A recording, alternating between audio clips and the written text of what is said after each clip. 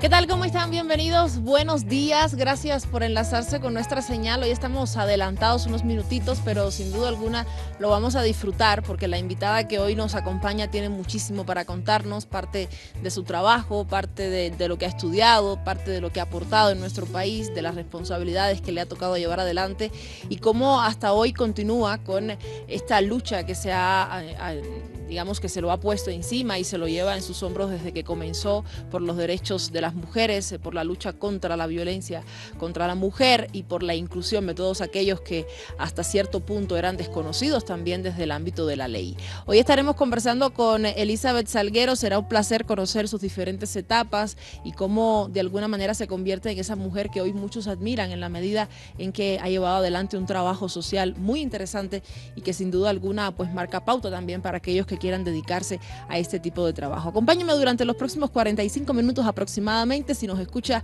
a través de la radio de la doble 88.3 sábado en la mañana, buenos días. Si nos escucha el domingo, buenas tardes. Y si nos ve a través de nuestras redes sociales, a través de Somos Cultura en Vivo, pues bienvenido a la emisión de nuestro programa Somos Culturas Radio por nuestras diferentes páginas digitales. Quiero dar las gracias y la bienvenida a nuestra querida Elizabeth por estar acá. Bienvenida. Muchas gracias a este programa hermoso. Te agradezco, que tú pues. conduces y por supuesto a todos los amigos y amigas que siguen tu programa. Gracias, Eli, te agradezco mucho que hayas aceptado porque normalmente nosotros nos caracterizamos por hablar sobre cultura, pero nos hemos dado cuenta que la cultura va mucho más allá de lo que uno a veces considera como estructura, como concepto, y no se puede dejar de lado evidentemente el trabajo social, no se puede dejar de lado el trabajo por la mujer, porque también forma parte de un cierto cambio de estructura desde la cultura de la educación hasta nuestros hábitos constantes. Naces en Argentina. Nazco en Argentina, bueno, como consecuencia de que mi padre era exiliado político y bueno, se enamora de mi madre en Córdoba. Él fue a estudiar ingeniería y bueno, nazco allá y a los 3 años me vengo a Bolivia. 3 años te vienes a Bolivia. Ajá. ¿Tienes algún recuerdo de esa primera etapa en Argentina? La verdad que no. Nada. No. Yo me acuerdo sí haber llegado a La Paz porque fue una impresión ver las luces y yo decía, ¿y qué es esto? Y creo que mi madre me dijo, bueno, son los diamantes de un vestido de una muñeca muy grande. Entonces, como que La Paz siempre fue así un recuerdo hermoso, ¿no? Es una ciudad que yo amo mucho y en realidad es la que tengo recuerdos de haber pasado toda mi vida casi genial. aquí. ¿Tu papá es boliviano? Mi papá era boliviano. ¿Y misqueño, tu mamá? Cordobesa, Argentina. Cordobesa. ¿Cómo era la relación entre un boliviano y una argentina en casa? ¿Cómo confluían las diferentes manifestaciones culturales, las costumbres? Bueno, mira, pienso que los dos tenían una identidad cultural muy grande. Mi madre hasta que se fue hablaba como argentina y mi padre como boliviano. Pienso que siempre tuvimos esa manifestación de una mujer argentina con carácter y que hablaba fuerte y con una personalidad y mucha voluntad muy bella. Mi padre nos inculcó mucha identidad boliviana, ¿no? El amor por Bolivia, el amor por los indígenas, campesinos. Él venía de la zona rural, o sea, de Misque, creció ahí, entonces siempre hablaba quechua, perdón. Y bueno, creo que los dos nos hicieron lo que nosotros ahorita somos. ¿Cuántos hermanos son? Uno más. Es decir, son dos en total. Exacto, tengo un hermano menor y yo. Genial. Cuando hablamos de influencia que viene del ámbito rural, también hablamos, decías, del idioma, pero también de una visión específica de país, partiendo de ese lugar que sin duda alguna es muy diferente a las luces con las que te encontrabas en el ámbito urbano. Sí, mira, mi padre venía de una familia de terratenientes, él era el menor y amaba mucho a la gente indígena porque prácticamente él me decía que se crió con su madre, que en realidad era una mujer indígena y que cada uno tenía la famosa nana y él amaba mucho porque estaba más que todo con ella y con él en la educación. Entonces me enseñó de muy chica a respetar, a amar a lo indígena, ¿no? En este sentido, a respetar, y él era socialista y me inculcó esa visión de país, ¿no? Mm, De luchar por los más pobres, desposeídos y las injusticias sociales. mm, Por eso también va de exilio, ¿no? Porque era claro. del PIR, del Partido Izquierdista Revolucionario. Entonces esa visión creo que me influenció Mm, muchísimo de ver diferente el país y dolerme las injusticias y el racismo ujú, y la discriminación. Entonces esos pilares, digamos, estuvieron muy latentes en mi niñez. genial. ¿Y cuál era la cultura política de la cual venía tu madre? Mi madre, radical de Argentina, también venía del campo, Ujú, pero de pronto sí con una relación muy fuerte con el campo, con la naturaleza, con los animales. Entonces con ellos íbamos mucho de viaje por las zonas rurales, ¿no? Y también Argentina, porque ella venía de Pampayasta, que es un pueblo en mm. Córdoba. Entonces, eso también hace después, cuando yo analizo, mi amor por los animales, por la naturaleza, por la esencia que tú ves en el campo y no Ujú, es igual que en las ciudades, ¿no? claro, es diferente Totalmente. completamente. ¿Conociste a la familia de tu padre? No, se murieron cuando yo era todavía chiquita y él era el menor de una familia Ah, ok. de 8 hijos, entonces no conocí ni mi abuela ni mi abuelo. Y los padres de mi madre sí, los conocí a mi abuela y a mi abuelo en Argentina. ¿Cómo era la relación con ellos? Es decir, ¿cómo era la relación con ese otro lado del mundo?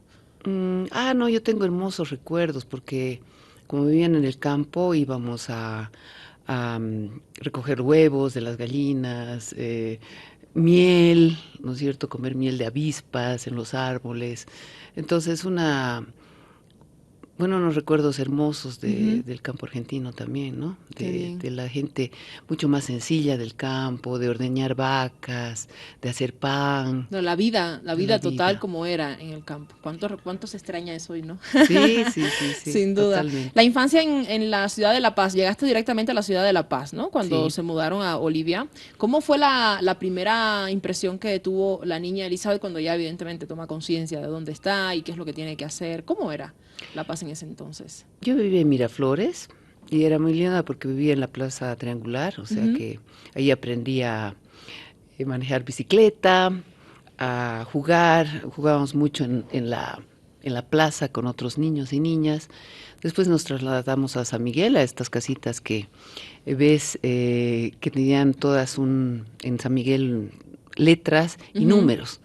Entonces, también me acuerdo que los niños y niñas jugábamos en las calles, pues, o sea, no había bien. inseguridad Mm, y también en Los Pinos había como un lugar muy lindo de juegos, ujú, donde evidentemente no existía ni el celular, ni el internet, ni nada, así que claro. jugábamos todo el tiempo con la imaginación, ¿no? El pesca-pesca, la pelota, la quemada, a una serie de juegos muy lindos y bueno, también el colegio fue muy importante para mí. Yo estaba en el amor de Dios Ujú, y eran monjas muy sensibles socialmente, ¿no? Ahí vi, también me inculcaron mucho el amor por la sociedad, por las injusticias, en términos de quererlas cambiar. Teníamos un ciclo de cine ujú. que vimos películas de San Ginés y a mí me En marcaron esa época. mucho en esa época, que al final era de dictaduras, ¿no? Ujú, Pero las monjas del amor de Dios con los curas de San Ignacio, teníamos también comunidades, ¿no? Entre los chicos y chicas, porque eran colegios de hombres y de y de mujeres mujeres, separados. claro.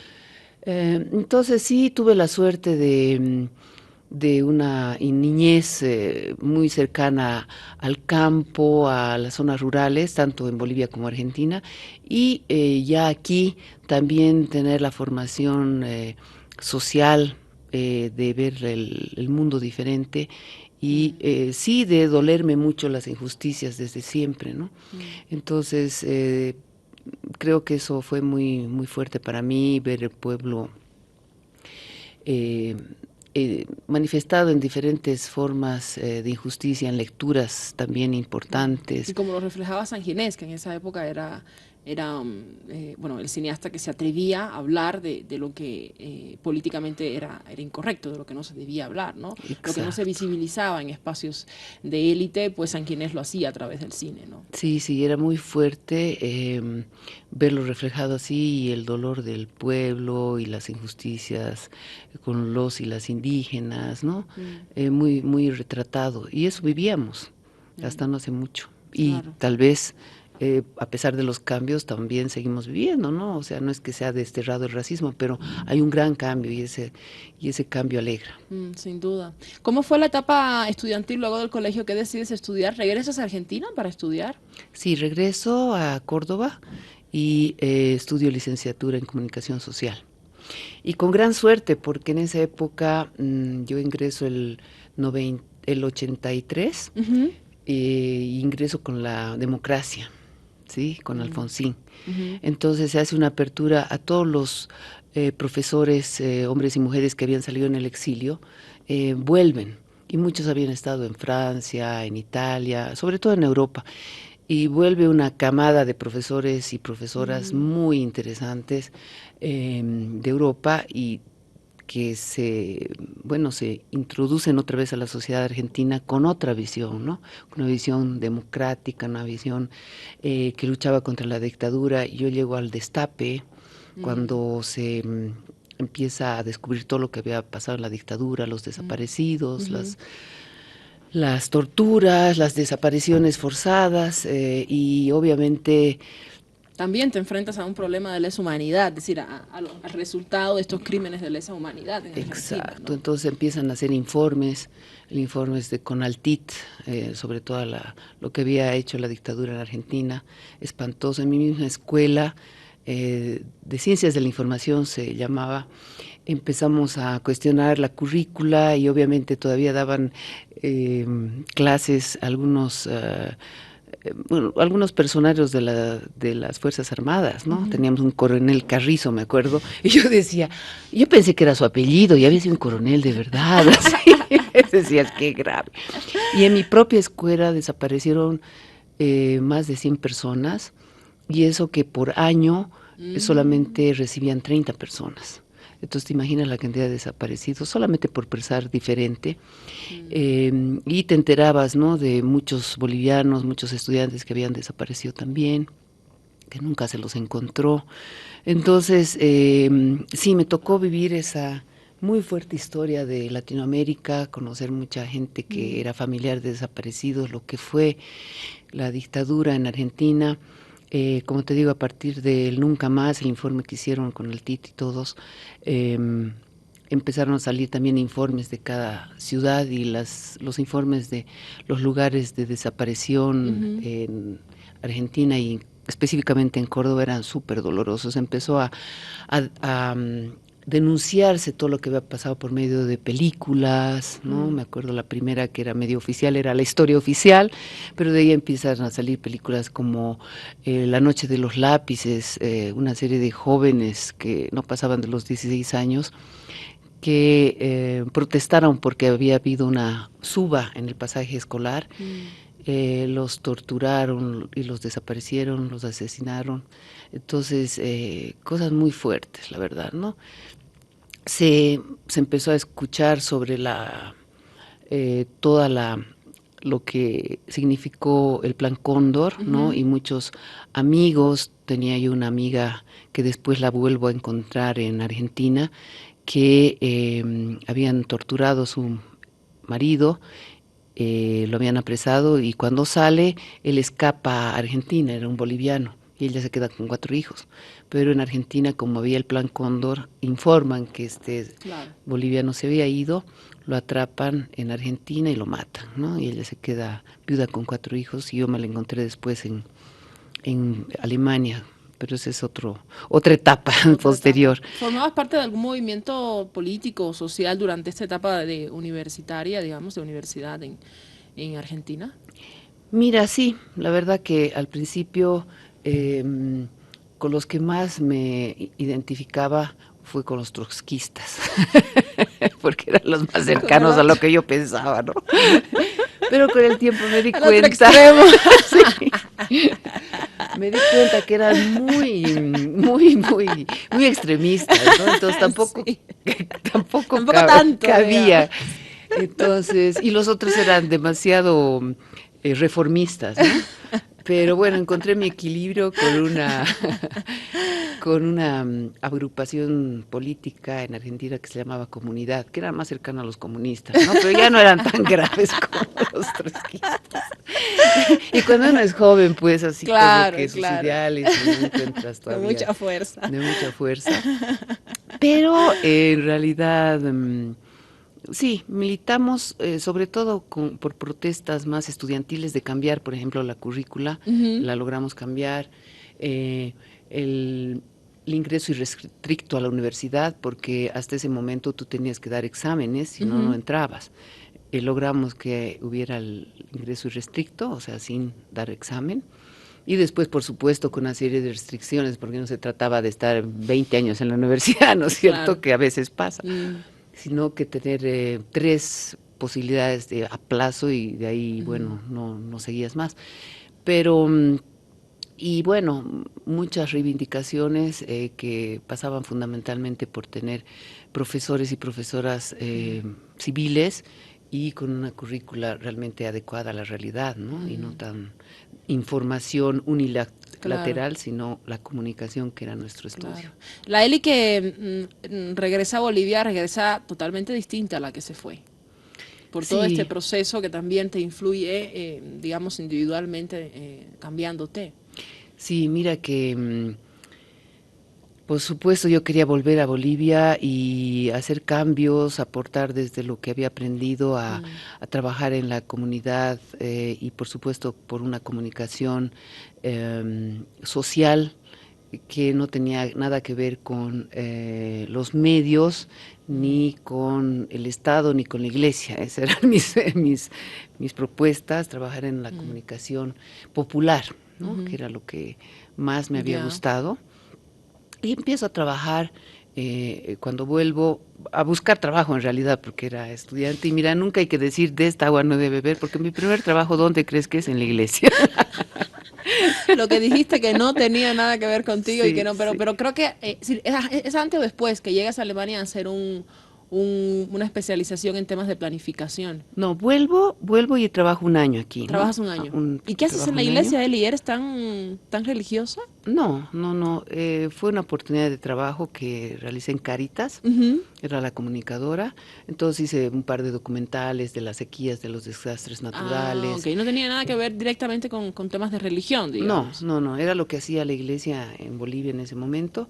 Y después fui a trabajar a la pastoral social, el servicio de pastoral social con Mauricio Bacardí, Ujú. que era un poco la ala más socialista de la iglesia, Mm. donde aprende mucho, realmente hacía un trabajo social muy lindo, la pastoral social de Bolivia. Y después aplico una beca, me sale y me voy a Alemania a estudiar Mm. una maestría en planificación regional. Ya. ¿Había relación entre, digamos, tu línea política y comunitaria y lo que profesaba la religión? En alguna parte sí, yo he conocido gente de iglesia muy comprometida y muy sensible y que apoyaba a la comunidad y proyectos sociales que realmente eran muy lindos, ¿no? Ujú. En ese sentido sí compartíamos visión y sí trabajábamos en proyectos sociales muy productivos con gente campesina, con gente indígena que tenía muchas necesidades. En eso Mm. sí yo me sentía feliz trabajando en ello, ¿no? Había otras cosas que sí no me gustaban, la jerarquía de la Iglesia Católica, por ejemplo, pero Ujú. la gente que trabajaba en pastoral social, en los proyectos, en las radios comunitarias de Ujú. la Iglesia, pues hacían un trabajo muy lindo. Claro, y apoyaban a mucha gente, imagino que no tenía pues acceso de otra manera a este tipo de ayuda, ¿no? En cierta medida, bueno, si bien la religión tiene un camino, no siempre se enlaza políticamente o socialmente con otras direcciones. Y en ese momento, ¿en qué época estamos hablando? ¿En qué año aproximadamente? 90. 90, Ujú, ya, claro. ujú. Una época bien crucial para Bolivia, ¿no? Ciertos cambios se venían, ¿no? En el camino. Vamos a hacer la primera pausa porque creo que Dale. hemos cubierto toda esta primera parte de entre niñez, juventud, adolescencia, y ya a la vuelta vamos a hablar de ese encontronazo con Alemania, que es un país que te recibe 2 veces, ¿no? Casi la tercera patria de Elizabeth Salguero. Hacemos la primera pausa y a la vuelta seguimos conversando con nuestra invitada especial, hoy hablando sobre muchos temas que tienen que ver con el ala social que identifica a nuestra invitada. Seguimos conversando con Elizabeth Salguero, ya nos comentaba la primera parte de formación, los primeros encontronazos con sociedades distintas, dígase el encuentro con Argentina y todos aquellos partidos que se manejaban en ese momento, su regreso a Bolivia, su trabajo en el ámbito digamos, del ala social desde la iglesia. Luego aplicas a esta beca y te vas. ¿Qué tiene que ver comunicación con planificación regional? Bueno, como yo había trabajado todo un año y un poco más en proyectos sociales, me pareció bien interesante poder planificar los proyectos, ¿no? No solamente comunicarlos así profesionalmente, sino planificarlos, saber cómo entrar y visibilizar en una región todos los aspectos que tienen que ver con la planificación. Me parecía increíble que se pueda ver todos los aspectos sociales, económicos, políticos, medioambientales y hacer proyectos de desarrollo para apoyar a las personas, en este caso dependiendo de los proyectos sociales, pero de una manera más estructurada y por supuesto viendo presupuestos y todo lo que tiene que ver con planificación. Pero en Alemania, uno dirá, ¿qué tiene que ver lo que pueden pensar desde una estructura de planificación Europa con lo que sucedía en Latinoamérica? ¿Cómo enlazabas ambos preceptos, digamos, con condiciones sociales distintas? ¿Qué te encuentras cuando llegas a Alemania? Bueno, mira, yo creo que fue muy importante mi paso por Alemania para conocer otras culturas. Evidentemente esa era mi opción, aprender algo, pero también conocer otras culturas, ver cómo era Europa me llamaba mucho la atención y todo lo que tú puedes aprender como disciplina, como en este caso planificación, como herramientas que te sirven en cualquier lugar del mundo, porque una región de pronto es una región que puede significar un municipio, un barrio, un país, una región o un continente. En ese sentido, esas herramientas sí me servían posteriormente para poder adaptar esas herramientas al lugar donde estés, ¿no? Claro. Y sí, me sirvió muchísimo aprender otro idioma, muy difícil, pero al final lo aprendí, al alemán. Y me encontré también con una serie de gente de otros países del mundo, porque mi maestría era interdisciplinaria, pero además de alumnos y alumnas de otros países del mundo, africanos, latinoamericanos. ¿Y qué conocían ellos de Bolivia? Casi nada. ¿Desde dónde eres? ¿De Bolivia? ¿De Libia? Nos mandaban al continente africano como de costumbre, ¿no? Sí, sí. ¿No? Sí. Pero bueno, ese intercambio fue muy lindo. Como te digo, conocí mucha gente de varios países. Fue un desafío porque obviamente no volví en 4 años, que duró la maestría. Y claro, también me relacioné como siempre hacía con grupos latinoamericanos que trabajaban por los cambios sociales en el continente, y así fui parte de varias asociaciones que tenían que ver con trabajar contra el racismo, la trata y tráfico de mujeres en Frankfurt, por ejemplo. Ya desde ese momento ya estabas vinculada a estas líneas que un poco marcarían tu trabajo profesional durante casi toda tu vida, ¿no? Sí, exactamente. Porque luego acá vas igual por las mismas líneas, te desvías un poco, pero vuelves a agarrarlo, ¿no? Sí, sí, con grupos feministas, movimiento feminista en Alemania en ese momento y en Europa era bien fuerte. También me relaciono mucho con un proyecto muy lindo que era Interconexiones, que era la comunicación alternativa en Europa y en Latinoamérica, con toda una cadena de radios comunitarias alternativas. La comunicación alternativa, el hecho de querer mostrar la imagen de Latinoamérica diferente en Europa, porque siempre estaba llena de prejuicios, y ahí surge también todo un trabajo con las mujeres que hacíamos radio, que hacíamos programas. Yo tenía un programa ya en Radio Dreieckland, y era una radio súper interesante, y sigue habiendo estas radios en Alemania que son comunitarias y que van incluyendo diferentes culturas y diferentes idiomas, ¿ya?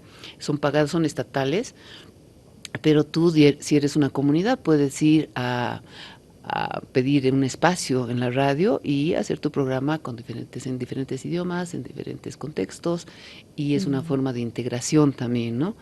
Y ahí tenía mi programa, y con este proyecto, posteriormente, después, cuando termino, vuelvo y sigo siendo parte, y así pertenezco a una serie de instituciones como AMARC, ¿no? La Asociación de Radios Comunitarias en América Latina, a las ciberbrujas, y una serie Qué bien. de organizaciones. ¿Cuáles eran las mayores demandas que escuchabas tú en esa época, un poco para enlazarlo luego con el contexto boliviano, de parte de los grupos feministas y los grupos que demandaban inclusión social?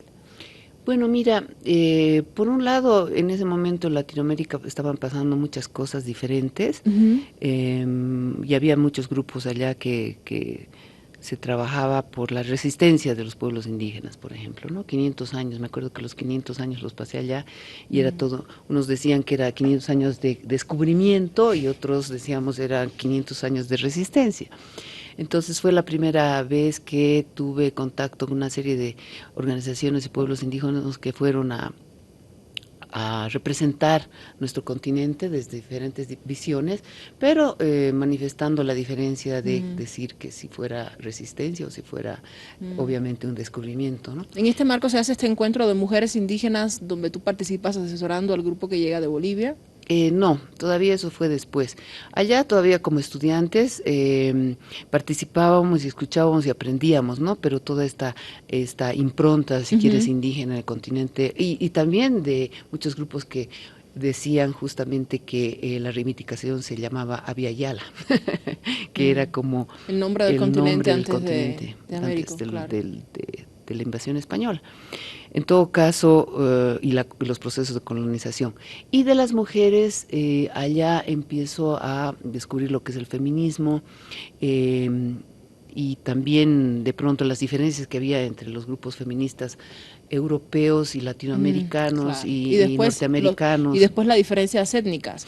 No son las mismas demandas lo que piden, las que hacen las feministas blancas, como le llaman, que las que hacen las feministas afro o las feministas indígenas, ¿no? Exacto. Empieza como que a disgredar, es decir, a compartimentarse un poco la lucha, ¿no? Es. Y tomando en cuenta que Europa evidentemente es la que lleva la avanzada desde el primer pedido de las mujeres por votar, desde el pedido de trabajar, de que les autoricen, le den derecho para trabajar, y luego ellos se manifiesta con ciertos matices cuando viene la guerra, porque después de las dos guerras por la que pasa Europa, y bueno, también en la que se mete Estados Unidos, ya no había muchos hombres, pues ya las mujeres tenían que un poco tomar la delantera desde el ámbito de la salud, pero también desde otros tipos de apoyos, ¿no?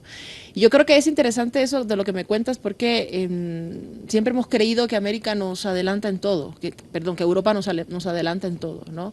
Y que nosotros llegamos como que al final. Y yo no sé si eso tiene que ver más bien con una invisibilización de las pequeñas luchas que también se han dado en América y que no han sido llevadas como banderas adelante, ¿no? Tú podrías darnos una visión de, dentro de este grupo tan diverso con estudiantes latinoamericanas, cómo ellas veían y cómo ellas trasladaban también las experiencias de lo que sucedía en sus países. Bueno, fue muy interesante porque también cuestionamos el eurocentrismo, ¿no? Que siempre nos querían enseñar cosas que de pronto también sabíamos. Bueno, para eso ha sido también. Sí, y demostrarles que, bueno, que era un diálogo intercultural, y que si ellos sabían varias cosas, nosotras también. Y que evidentemente, por más que luchábamos contra el racismo, por ejemplo, a nivel mundial, en algunos momentos también se manifestaba su racismo, ¿no? Claro. Simbólico, medio encubierto, gente de izquierda, pero que seguía reproduciendo. Y ahí me di cuenta que era un trabajo muy a largo plazo, claro, de cambiar el chip, ¿no? Del machismo, del racismo, de la discriminación, porque viene de muchos años. Esa es la colonización también mental. Claro. Que se vive, que no solamente se vive en Latinoamérica, sino en Europa o en Norteamérica, en todos los continentes, en África. Entonces fue un aprendizaje muy grande de una lucha internacionalista, claro, la que yo pude vivir, ¿no? Entonces, a partir de esa visión, después ya ver a Bolivia, volver a Bolivia, porque bueno, yo estaba clara que iba a tu trabajo terminar tenía que ser acá. aquí, exacto, que tenía que volver. Entonces, toda esta experiencia, digamos, de vida también fue muy fuerte para mí y me ayudó muchísimo a entender qué quería hacer cuando volviera y en qué quería trabajar.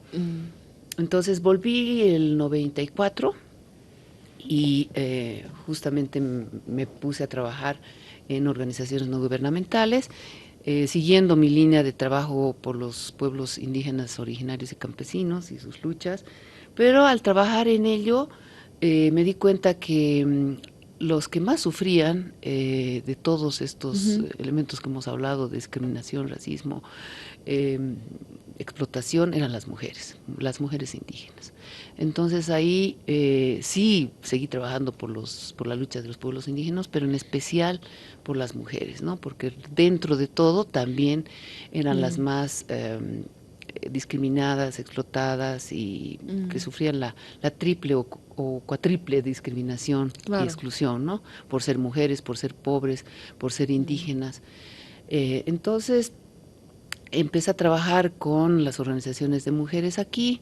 Tuve la suerte de trabajar con organizaciones que íbamos a la Cuarta Conferencia Mundial de la Mujer en Beijing, China, en el 95, y para eso, como ONGs, hicimos un informe paralelo al del Estado sobre la situación de las mujeres en Bolivia, y fue una experiencia fantástica porque tuve que recorrer el país y justamente la misión de tener también nuestro informe, la visión de las mujeres indígenas de todo el país. Claro, recogerlo directamente del encuentro con ellos, no con solamente ellos, de lo que te llegaba como información. Pero ese trabajo, de alguna manera, también fue lo que te llevó a formar parte del ámbito político en Bolivia, luego, posteriormente. Exacto, ahí conocí muchas compañeras, como trabajamos, te digo, con las cuatro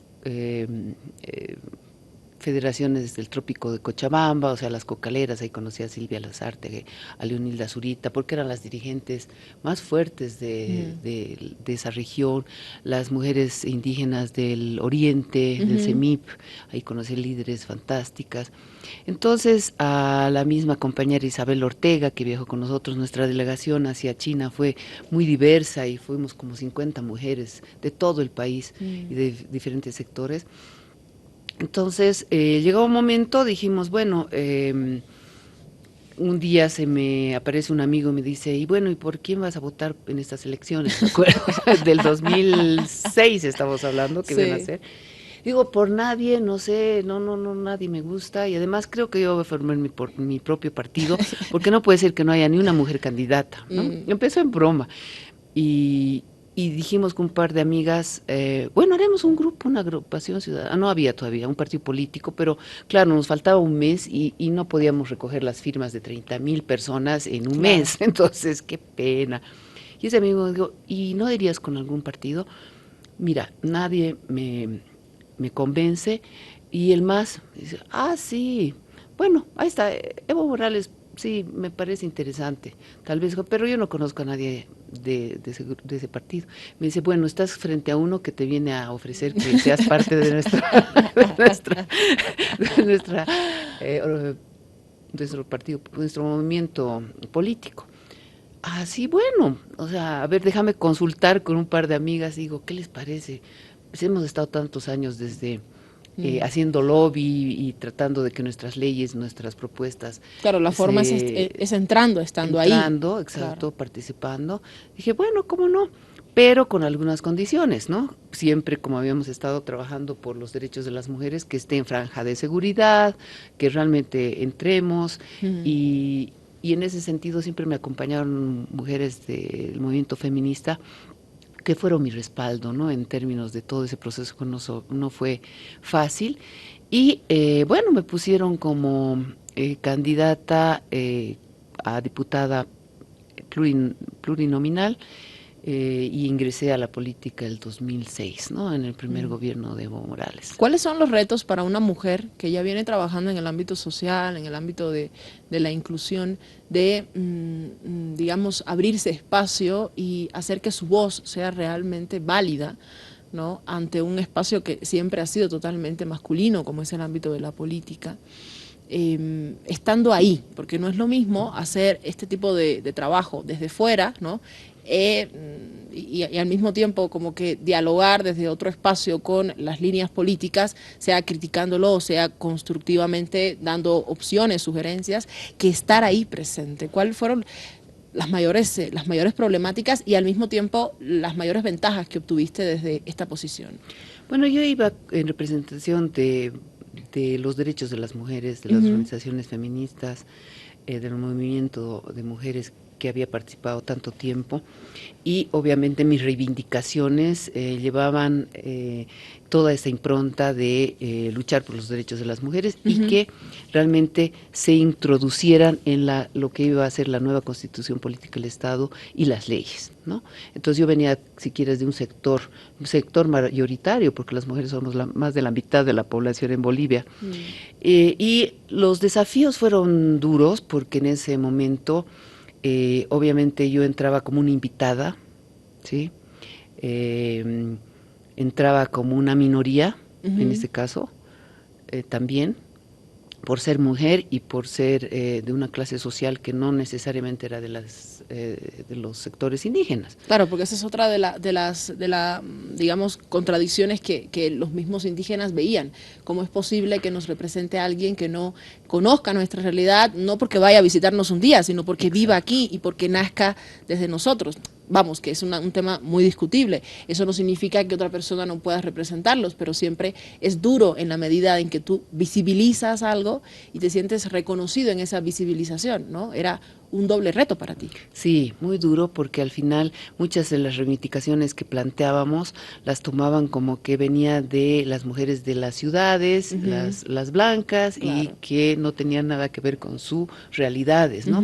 Y que veníamos de un movimiento feminista de pronto ajeno a las realidades del país. Entonces sí fue duro, porque entré en un momento en el cual no se entendían todavía estas reivindicaciones que cruzaban a todas las mujeres, no solamente que exceden nuestro color de piel. Totalmente. Claro. Y el otro desafío era el intercultural, ¿no? Decir, bueno, podríamos ser diferentes, pero estamos luchando por lo mismo, ¿sí? Y de la aceptación, ¿no? La tolerancia. Yo te acepto, tú me aceptas, y vamos a superar el racismo cuando tú no me veas blanca y yo no te vea indígena de un color, ¿entiendes? Y es bien difícil eso, ¿no? Porque salen a flote los racismos de un lado y del otro. Entonces, sí fue muy duro, porque todo lo que yo planteaba en ese momento como minoría era como resistido, no solo por los hombres, sino por las mujeres de mi mismo partido. Entonces fue todo un trabajo así de filigrana, ¿no es cierto?, de alianzas, de mucho amor, de mucha paciencia, de verdad. Pero en esa medida podemos considerarte fundadora de todas las leyes que luego fueron promulgadas en relación con los derechos de las mujeres, de los excluidos, con las minorías, con las diversidades LGBT, ¿no? En cierta medida tú has participado en esa primera parte que quizás suele ser la más difícil, que es la de organizarnos dentro de nuestro mismo espacio como partido político, y luego cuando lleguemos a un consenso levantar un documento legal que pueda enfrentarse a todo lo que sucede fuera del espacio político, que es en la sociedad total, digamos, ¿no? Así es, así fue.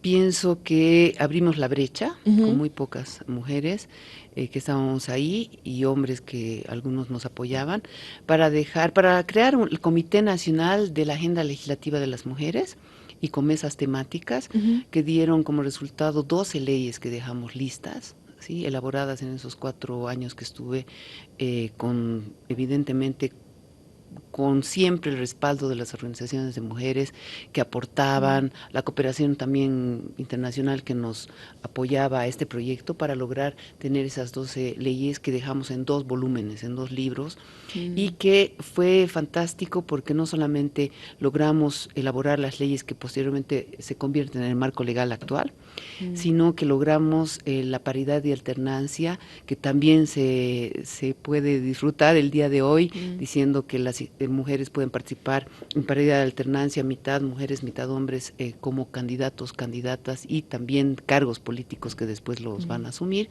en los diferentes órganos del Estado. Y obviamente eso fue muy importante y realmente pienso que se logró mi utopía, ¿no? En vida, qué lindo, o sea, sí, lograr lo que me parecía imposible, porque las agendas, digamos, que llegaron en el 2006 se fueron cumpliendo, ¿no? La agenda del pueblo boliviano, si quieres, ¿no? Nacionalizar los recursos naturales. Es un proceso, y claro, sigue siendo, ¿no? Claro.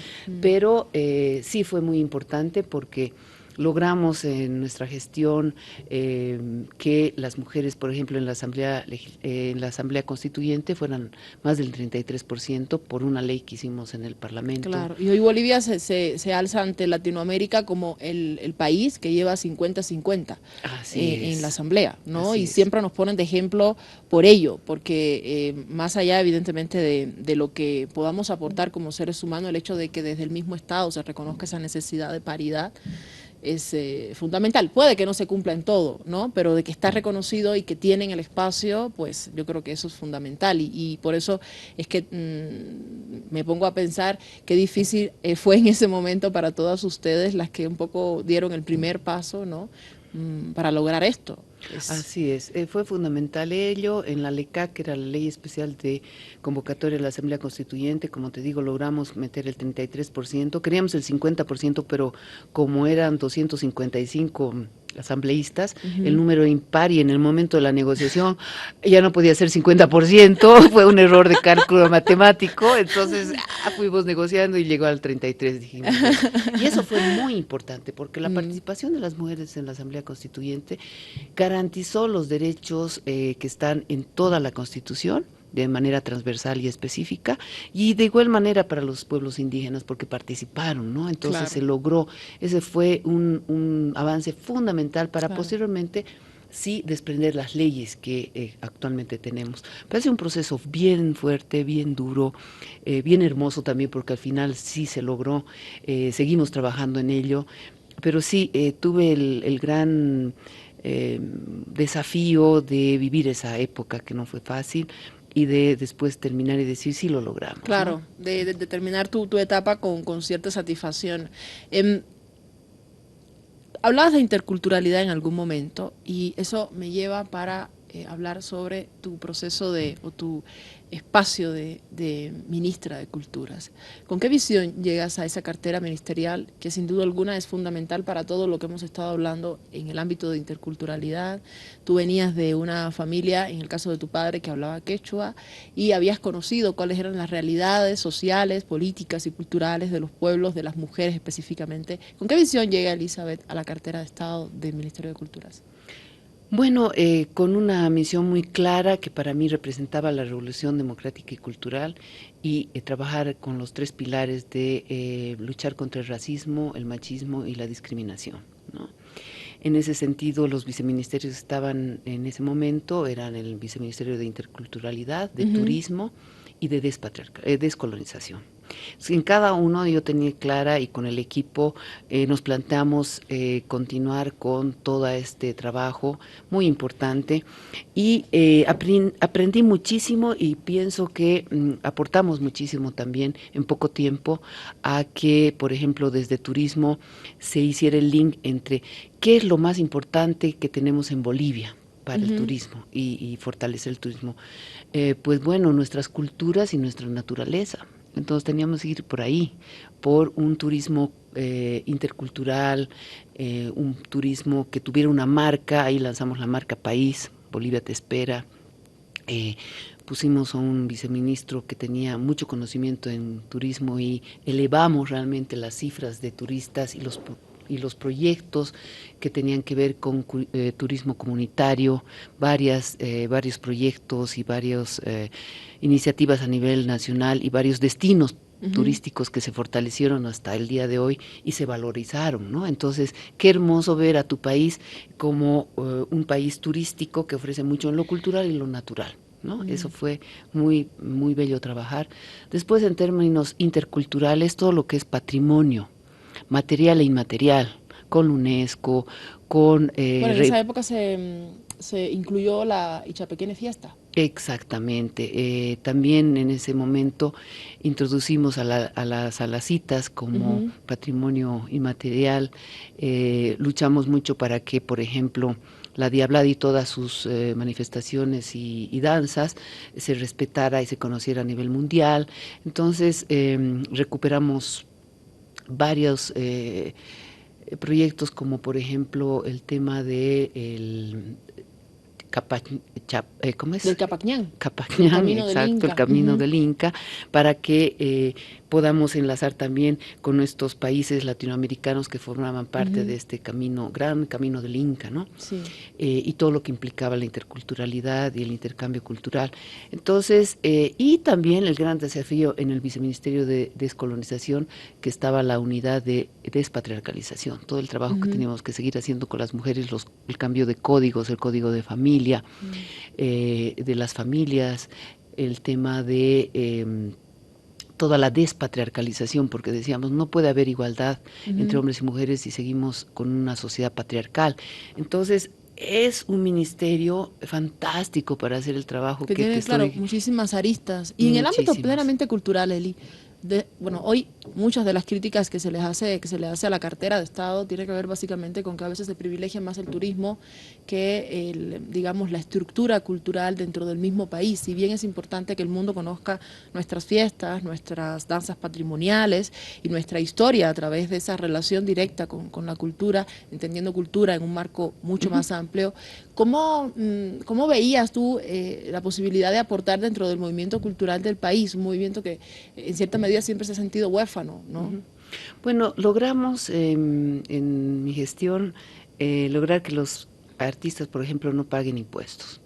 Sí, fue una lucha bien fuerte junto con los artistas, hombres y mujeres, a lograr esta primera reivindicación que era muy importante. Luego se creó el Fondo Avaroa, Eduardo Avaroa, para los artistas, justamente, ¿no? A los y las artistas, para que realmente hubiera un fondo destinado a que creen y desarrollen sus obras y sus propuestas culturales, que creíamos que pasaba por justamente reivindicar esa identidad cultural que la manifiestan y la defienden y la representan también los artistas, ¿no? Porque, como te digo, si era un brazo fundamental de las culturas y de nuestra identidad y del turismo, lo cultural, pues lo tienes que reforzar en diferentes ámbitos, ¿no? Se hizo mucho trabajo en darles su verdadero estatus a las escuelas de danza, de ballet, etcétera, como una formación que tenía que pasar por el Ministerio de Educación y no por el Ministerio de Culturas, ¿no? Si querían ser reconocidas bellas artes y las escuelas de danza tenían que tener acreditación en el Ministerio de Educación, ¿no? De Culturas, que no teníamos tampoco recursos para ello. Entonces, estas instancias se pasaron para que realmente la gente que pasaba por esas escuelas y esas instancias tuvieran reconocimiento académico.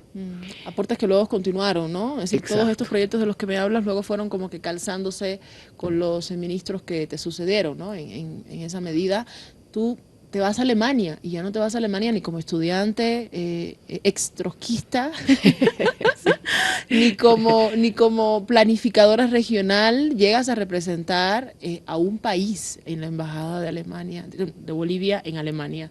¿Cómo te enfrentas a ello? Bueno, como ya había estado 4 años en Alemania, no era nuevo. Yo iba muy claramente a trabajar por el país y trabajar en diferentes ámbitos, ¿no? En el comercial, en el económico, en el cultural y en el turístico. Era muy claro que eso es lo que tiene que hacer un embajador o una embajadora. Y bueno, los desafíos fueron muy interesantes porque con muy pocos recursos teníamos que hacer muchas cosas, ¿no? Como siempre. Y bueno, además yo representaba a Bolivia en Alemania, pero también en países concurrentes como Suiza, Polonia y Rumania, que era bastante. Y obviamente, mira cómo es la vida, me voy con una misión de recuperar la isla de Lequeco, ya que tengo toda una historia con la isla de Lequeco muy interesante. Y entonces como que mi gestión se basó en poder seguir fortaleciendo lo cultural. Recibimos muchos artistas allá, facilitamos su llegada, y no solamente artistas en lo musical, sino en el teatro, fueron bastantes también literatos, ¿no?, de diferentes ámbitos, los recibimos y los visibilizamos allá. En ese sentido fue muy lindo. En términos comerciales, también inicié todo lo que actualmente se llama y se conoce como el proyecto del bioceánico, con empresas alemanas y empresas suizas, para realmente lograr tener este tren bioceánico con los mejores en la tecnología de trenes y por supuesto de caminos, ¿no?, que se viabilicen, y este es un proyecto que sigue adelante. Y el que fue más hermoso para mí fue el tema de la recuperación de la Illa del Equeco, ¿no? Fue un trabajo de 3 años, incansable, que era como que imposible. Me acuerdo que las embajadas de otros países... Te va bien con los proyectos imposibles, Celi. Hay que pensarte para ello. Me decían, bueno, mira, no hemos podido recuperar, por ejemplo, los mexicanos, todo lo que tenía que ver con una serie de patrimonios que están aquí en Europa, y mira, tú lo has logrado, ¿no? Y cómo lo has hecho, cómo seguimos haciéndolo. Claro, es que ibas con una visión bien completa. Por un lado, cómo se trabajaba con el patrimonio, qué era tu patrimonio, qué significaba para ti ello. Cuestión que a veces, evidentemente, los foráneos no entienden esa relación directa que existe entre los bolivianos, que vienen básicamente con costumbres de nuestras comunidades indígenas, y nuestras representaciones patrimoniales, ¿no? Y recuerdo que cuando recibimos a la Illa acá fue toda una ceremonia de recepción, porque era impresionante que algo que era tan nuestro regresara, y también tenía cierto tinte místico, ¿no? Totalmente. ¿Por qué está llegando la Illa acá? ¿Qué es lo que está trayendo la Illa, no? Sí, después de 184 años, o sea, Claro. Imagínate. Y claro, y me ayudó muchísimo haber trabajado en lo cultural, conocer leyes como de la UNESCO, Claro. cómo se recupera un patrimonio cultural y cómo cumplir con los requisitos, ¿no? En este sentido, sí se conocía cómo había salido la Illa, había salido robada, y claro. teníamos todo ese testimonio que era el registro por medio de un libro del mismo Jacob von Tschudi, que lo había escrito en su diario de viajes. Era un aventurero y científico suizo, y por otro lado sabíamos dónde estaba, ¿no? En un museo privado o semiprivado, que era el Museo de Historia de Berna, pero no fue fácil, fue una negociación de 3 años, donde lo logramos, y ahí también fue todo ese trabajo y ese conocimiento que te digo que adquirí antes de que hay esa tendencia un poco del eurocentrismo, del colonialismo, de que siempre creen que en algunos aspectos son superiores, ¿no? Y cómo nos tratan, y en ese sentido era como ver, para ellos siempre éramos como vistos con una mirada de inferioridad, claro, ¿no? Claro, estamos por debajo en muchos sentidos. En muchos sentidos, y en este según sentido, lo que consideran, claro. Exacto, que cuestionaban que no íbamos a ser capaces de cuidar bien este patrimonio que era un mundial. Y bueno, se hizo todo un trabajo, pero bueno, con un muy buen resultado, así que feliz de que esté aquí la Illa. Y se pasaron así los 3 años, mira, y después volví con estos Volviste resultados. con otra visión. Quiero dejar ya esa última parte para el próximo bloque, ya casi nos vamos a despedir, pero volviste con una visión quizás mucho más completa, no siguiendo la línea de la inclusión en la política.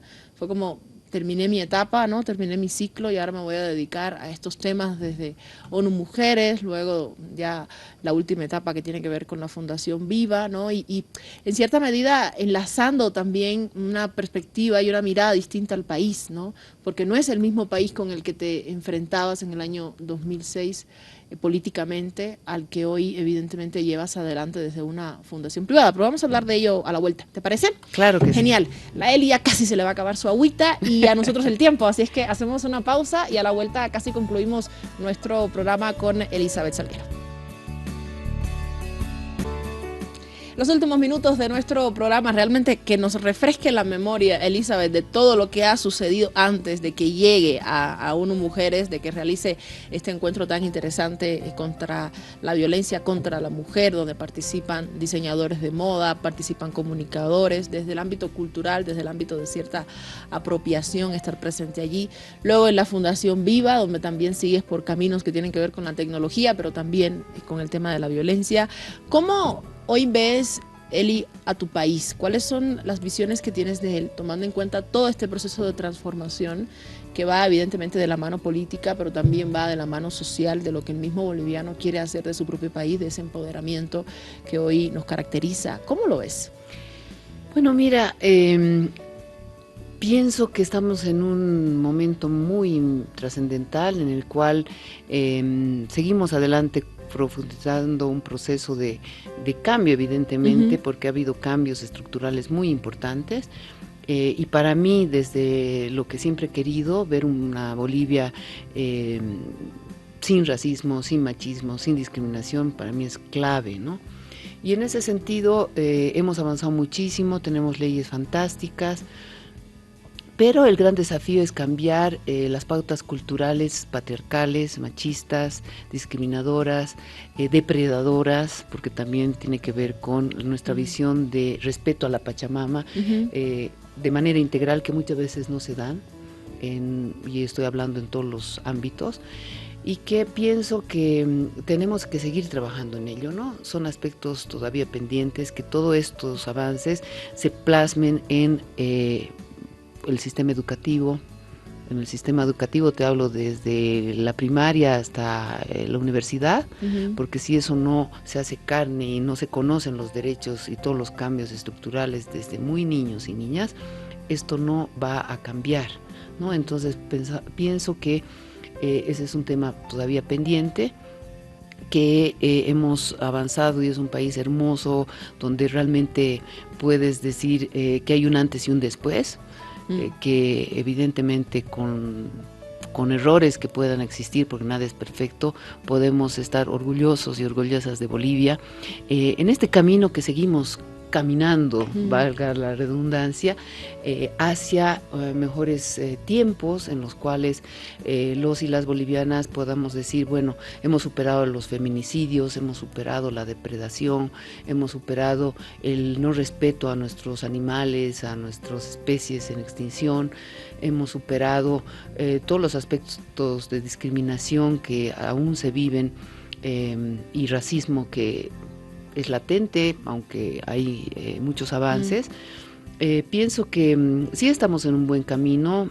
Yo te puedo decir que soy orgullosa y feliz de vivir en Bolivia y de tener un país tan hermoso como el que tenemos. Te agradezco mucho, Eli, la verdad, tus palabras y tu visión, porque es interesante ver una visión que se componga, ¿no?, de diferentes cambios. No todo el mundo ha tenido la posibilidad de conocer a un país antes y después de estos momentos de transformación. ¿Algún día volverás a la Asamblea Legislativa? Por el momento no, estoy feliz. Les toca a otros, he estado 10 años aportando y obviamente ahora estoy feliz de poder retomar a mis temas de siempre, con proyectos sociales, medioambientales, de lucha contra la violencia, desde un ámbito más tranquilo, si quieres, ¿no? Y como te digo, pienso que lo que más aprecio y valoro es poder ser enlazadora de mundos, ¿no? Tengo muchos mundos en mi vivir, en mi experiencia, y pienso que la Bolivia de hoy necesita que trabajemos desde los diferentes ámbitos y espacios, ¿no? Desde la empresa privada, desde las empresas estatales, desde el gobierno, el no gobierno, desde la sociedad civil, desde la juventud organizada. Entonces hay que construir. Y sabes qué, yo siempre digo, hay que trabajar desde lo que nos une y no lo que nos divide, ¿no? Porque podemos, y esa es la belleza y la diversidad, esa es la riqueza, que seamos diferentes, que nos respetemos y que aportemos, que trabajemos unidos por lo que realmente pensamos que hay que cambiar, que creo que eso es lo que nos une y podemos seguir adelante. Y las diferencias que siempre van a existir, en muchos momentos se dejan de lado, como es la lucha contra la violencia, la lucha contra la desigualdad, la injusticia, la corrupción. Creo que todos y todas en Bolivia estamos de acuerdo con esos temas. En esos temas hay que trabajar. Las diferencias siempre van a existir. ¿Sí? Es lo que nos hace humanos. Así es, así es. Gracias, Chely, te agradezco mucho la visita. A ti por estos espacios de hacerme recuerdo de muchas cosas y por supuesto las memorias que un viaje al pasado, pero que es el presente. Muchísimas gracias a ti y a todos y todas. Máquina del tiempo, hemos ido hacia atrás y me quedo con la frase que ya nos daba Eli para concluir. Trabajaremos por Bolivia desde lo que nos une y no desde lo que nos divide, porque sin duda alguna, pues así no podremos avanzar mucho. Un privilegio conocer otra de las tantas historias de vida que han hecho muchísimo por nuestro país y que en este caso ha sido fundadora de tantas de aquellas leyes que hoy, digamos, están formando parte de nuestro Estado plurinacional y que marca cierto espacio legislativo sobre el cual podemos trabajar por una sociedad mejor. Me despido, gracias por habernos acompañado. Recuerda que el próximo lunes estaremos con otra de nuestras entrevistas, con otro invitado y por supuesto será genial que usted pueda estar con nosotros hasta ese momento.